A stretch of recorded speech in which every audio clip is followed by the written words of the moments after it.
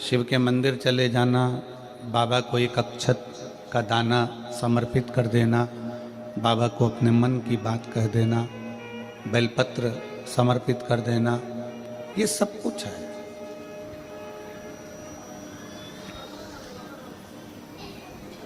शिव भक्ति कठिन नहीं है, बहुत सरल है, पर शिव को पाना कठिन है। शंकर भगवान को प्राप्त करना कठिन। शंकर भगवान की भक्ति करना सरल है, पर शिव को समझना, उनको पाना बहुत कठिन है। उनको समझने में बहुत समय लगता है। सारे देवताओं को समझना सरल है, पर शंकर को समझना कठिन है।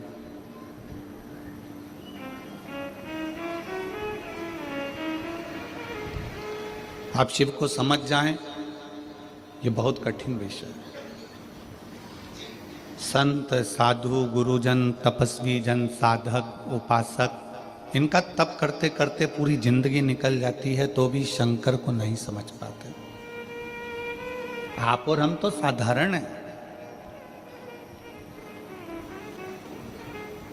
आपकी जिंदगी और हमारी जिंदगी तो एकदम सिंपल, एकदम सादी है। 2 रोटी खाना, राम नाम गाना, कथा में जाना, अपना कर्म करना, भजन करना और अपनी भक्ति में डूबना। और दुनिया की सबसे बड़ी दौलत, दुनिया की सबसे बड़ी संपत्ति आपकी श्रेष्ठ बुद्धि है। अगर कोई तुमसे पूछे कि दुनिया की सबसे बड़ी दौलत क्या है, दुनिया की सबसे बड़ी संपत्ति क्या है, दुनिया की सबसे बड़ी जायदाद क्या है, तो आप तुरंत कह सकते हो कि अच्छी बुद्धि, श्रेष्ठ बुद्धि, ये दुनिया की सबसे बड़ी संपत्ति। क्यों? घर में जायदाद बहुत सारी है, दुकान बहुत सारी है, माल भरा हुआ है, गोडाउन भरा हुआ है, प्रॉपर्टी बहुत है, गाड़ी बहुत है, बंगला बहुत है, सब कुछ है। और घर में अगर बच्चे बुद्धि विहीन हैं, उनमें विवेक ही नहीं है, बच्चों में बुद्धि ही नहीं है, और अगर बुद्धि भी है तो ऐसी बुद्धि है कि पूरा पैसा ले जाकर मदिरालय में लगा रहे हैं, वैश्यावृत्ति में लगा रहे हैं, जुए में लगा रहे हैं, मांसाहार में लगा रहे हैं, या गलत जगह लगा रहे हैं, तो वो बुद्धि किस काम की? फिर वो प्रॉपर्टी, वो धन, वो संपत्ति किस काम की?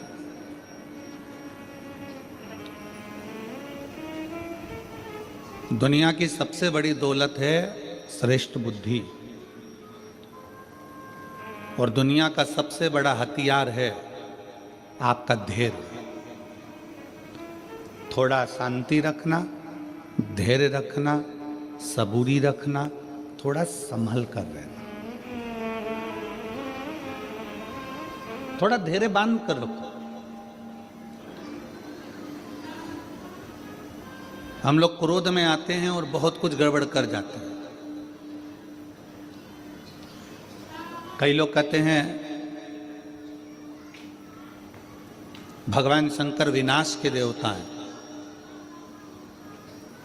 कहने वाले कह देते हैं शंकर भगवान संहार के देवता हैं। पर शिव महापुराण की कथा कहती है भगवान शंकर ने संहार किसका करा है वो भी तो समझो। कोई राम नाम जप रहा है तो क्या शंकर भगवान ने उनका संहार करा है? जम के बोलो जरा, जम के बोलो, करा है? नहीं। कोई कृष्ण नाम जप रहा है तो शंकर भगवान ने उसका संहार करा है? कोई भगवान की भक्ति में डूबा हुआ है तो क्या भगवान ने उसका संहार किया है? नहीं, भगवान उसका संहार नहीं करा। संहार किसका करा? जो तप साधना में लगा हुआ है और भगवान की भक्ति में लगा हुआ है और उसकी भक्ति को कोई तोड़ रहा है, उसका संहार किया है। शिवजी ने संहार किसका करा? जो कामदेव सामने आकर खड़ा हो गया और भगवान की अविरल भक्ति को तप को तोड़ रहा है, संहार उसका किया। विदल उत्पल आकर खड़े हो गए, संहार उनका करा है। अंधकासुर आ गया, संहार उसका करा है। ब्रह्मा जी के अंदर अभिमान आ गया, मान आ गया, संहार उसका करा। कई लोग कहते हैं शिव संहार के देवता है। लिखने वाले ने गलत लिख दिया, कहने वाले ने गलत कह दिया कि शिव संहार के देवता है। उसको लिखना था शिव संसार के देवता है, और उसने लिख दिया संहार के देवता। लिखने वाले ने लिख दिया शिव विनाश के देवता हैं, लिखने वाले को लिखना था शंकर अविनाशी है। वो विनाश का देव नहीं, वो हमारी बुद्धि में जो अहंकार आ जाता है, हमारे भीतर जो अभिमान आ जाता है, तृष्णा आ जाती है, लोभ आ जाता है, आसक्ति आ जाती है, काम आ जाता है, वासना आ जाती है, शिव उसको समाप्त कर देते हैं। शिव उसको समाप्त करते हैं।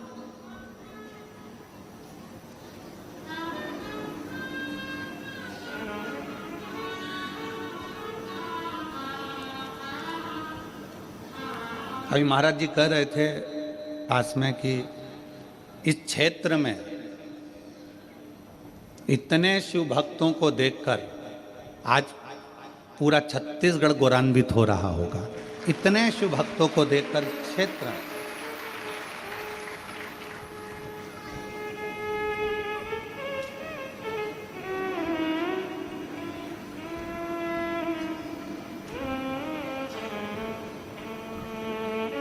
जिस क्षेत्र में भगवान शंकर के इतने भक्त हों, पूरा ग्राउंड, तीनों पंडाल, दीवालें, सबके मकानों की छत, रोड, पुल, पूरी गांव की एक एक गली भक्तों से भरी पड़ी हुई है। और इतने भक्तों को हम नहीं दिख रहे हैं। आप टीवी के माध्यम से, आस्था चैनल के माध्यम से एलईडी पर देख रहे होंगे, पूरी गलियां भरी पड़ी हुई हैं, पूरे गांव की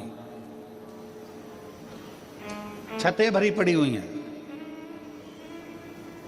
और इतने शिव भक्तों को हम नजर भी नहीं आ रहे होंगे। हो सकता है कि किसी के कानों में इतने चोंगे भी ना लगे होंगे, क्योंकि चोंगे की भी कैपेसिटी होती है। एक कथा में लगभग 500 चोंगे लगते हैं। पर आज हाले कोसा की कथा में वो 500 चोंगे भी कम पड़ रहे हैं, और 500 चोंगे से भी ज्यादा शिव भक्त यहाँ पर समा है।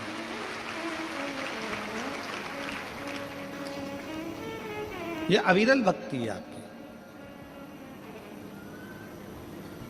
महाराज जी कह रहे थे इतने शिव भक्त छत्तीसगढ़ की धरा पर, इस हाले कोसा क्षेत्र में, इस राजनांदगांव के इस क्षेत्र में, डोंगरगढ़ के इस क्षेत्र में अगर दर्शन हो रहे हैं तो ये कहीं भोलेनाथ बाबा की कृपा ही, शिव की कृपा ही है, उनके उदार, उनकी करुणा।